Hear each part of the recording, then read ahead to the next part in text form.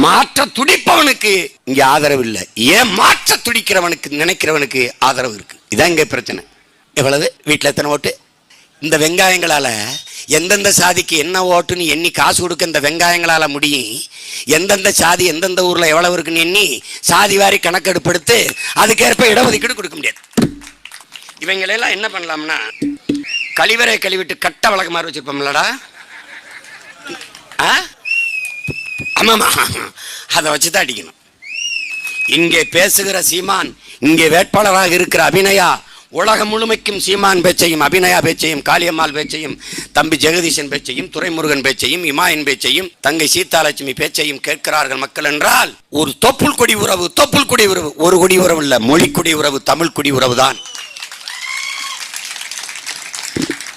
அதை கவனத்தில் வச்சுக்கணும்.